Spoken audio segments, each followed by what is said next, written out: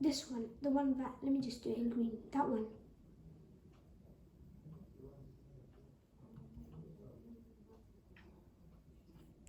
She goes back to the shop the next day to try a different donut with sprinkles on that one. Yeah, that one. Yeah, this pink circle? Yeah, that one. So we want to find which one? The area and the circumference of this pink. So we're gonna do, so the diameter equals 2, so 2 squared is 4, so 4 multiplied by 3.14. That is the area. Yeah, the diameter. Yeah, we want 3.1. We want the circumference. So do you remember how to find the circumference? 2 multiplied the radius. Yeah, it's pi times by the diameter. Yeah. Pi times the diameter, so we've got pi, which is 1.34, times 2, because that's what the diameter is. Yes. So d equals 2, diameter. Let me just do this multiplication. Area 3.14, and then multiply by 2. 2. Yeah. So what we're gonna do is 8, 2, 6, 6.28. Yeah, 6.28. Does that make sense? Yes. Okay. So I'm just gonna get another question about like a donut type question. Yeah. I don't know if you've noticed, but the donut style of question is actually like a compound shape question. Do you remember that we did 2 weeks ago now? Yes. Okay, so we'll do these 2 questions. Question 5. This is, can you see that? Find the shaded area of the following shape, and it looks like a donut again. Yeah. So 4 centimeters and 7. 7. So that's 7 centimeters. Wait, let's do this one first, right? Yeah. So I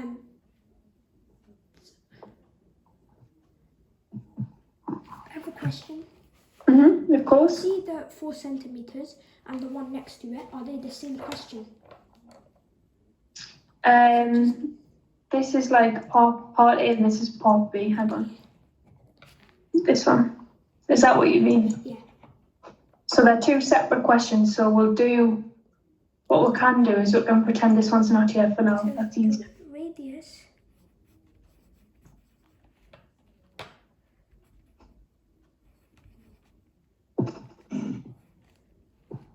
Radius equals to, radius is 4 centimeters, and then the circumference is 7.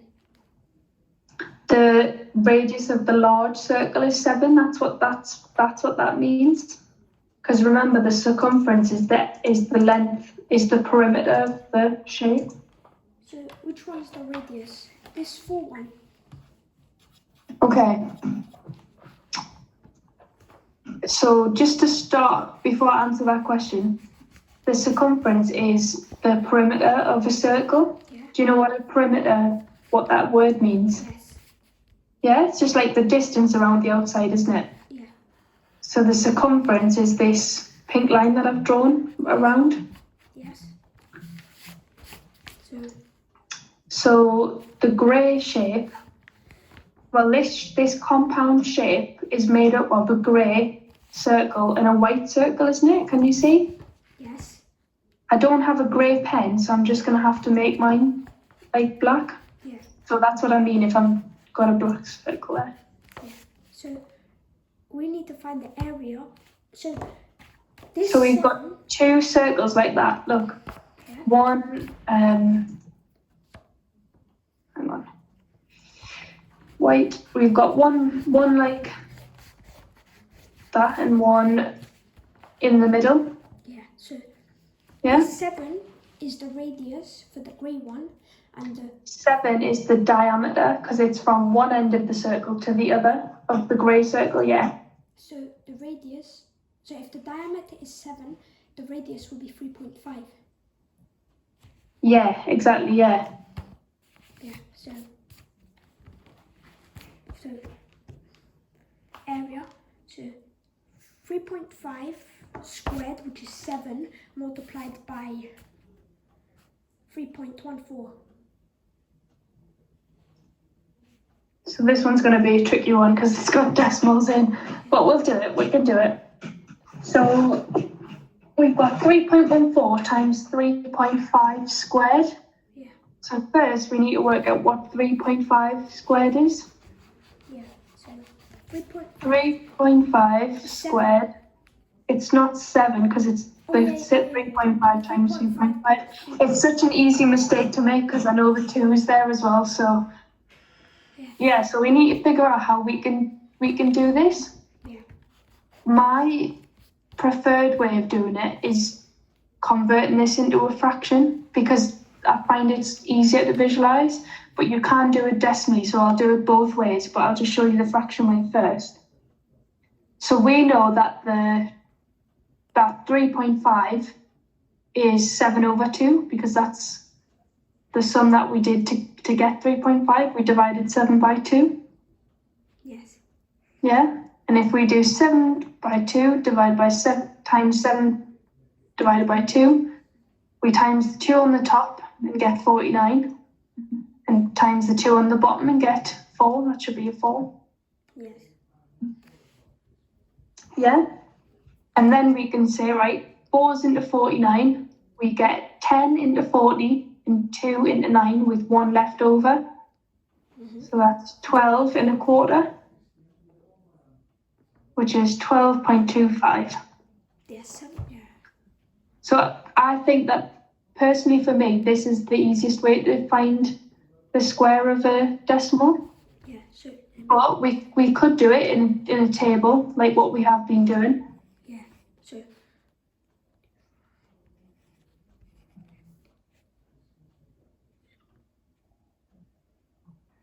So if we did it like this, we've got 3 times 3 is 9.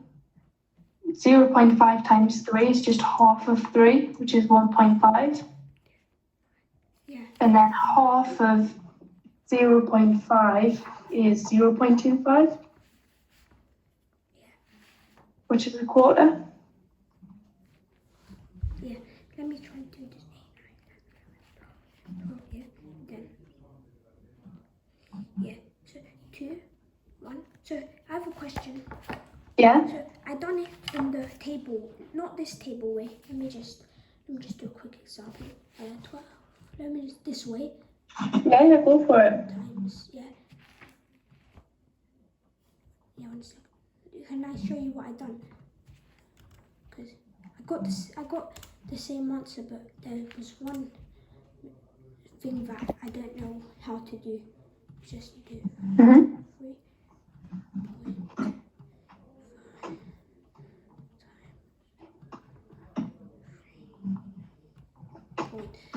I done it this way, and then let me show you what I done. So everything, so 25, and then 25. Put the decimal point there, and then 25, 15, 16, 17. Yeah. Then 0. Point, and then 15. Yeah. 15, and then 9, and then 10. And then let me just add them. I got the exact one. Let me just show you. 5, and then point. 8, 9, 10, 11, 12, 12, 1. Right, so I've done. So you can see that I got the same answer, but the decimal point is not in the right place. Isn't in the right place. Yes, I got, so the answer that you got is 12.25. I got 122.5. Because I put it's in the wrong place, so I don't know how to I think it's come about on the very first step, I think. I'm not 100% familiar with the column method, to be honest with you, but I think it came about in the first step. So when you did 0.5 times 0.5, you should get 5, and then the 2 should be in this column. Because I don't know if you can look up to my table where I just did it in pink in the table. 0.5 times 0.5 is 0.25, so I think it was that 2. Wait, I think I know. Yeah, that. Instead of being here, it should be in like this column. Yeah, and I have another question. I think I know why also another one. Yeah, so you know how I got 1222.5? Maybe because you know how both of them multiplying together makes a 10, so the decimal point should move there because it's a 10 now. Right, yeah. Before it was just a 1, but now it's turned into a 10, so would it be, because every time it moves, so say let's do 100 times 1.00, or like 35.00 times 35.00, because that will, or like 50.0 and 50.0, it would move 2 because it's into the hundreds. Yeah, do that, yeah, multiply them together. Yeah, 0. So 0 times 0 is nothing, 0 times 0 is nothing. Yeah, that's nothing. 5 times 5 is 25. And then do you put it up? Yeah. Yeah? Yeah. And then you say 20 times 5 is 100. And like I said, I'm not familiar with the column method, so I might be doing this completely wrong. Wait, and then 20 times 5 is, 30 times 5 is 150. I'm not sure how the column method works. I know where I went wrong now. Yeah, you know where you went wrong? Good. That's what matters. Yeah. So, because what I do is, because you didn't add anything here, you have to put the decimal point here and 0 there. So it would be like that. Right. Yeah, I get it. You get it. Good. Excellent. Right, where were we? Right, so what we've managed to figure out now is just what 3.5 squared is. So now we need to times that by 3.14 to find the area, don't we? Yes. Yeah. So we'll just try that now. So we've got 12.25. 12. I'm going to do the table again just because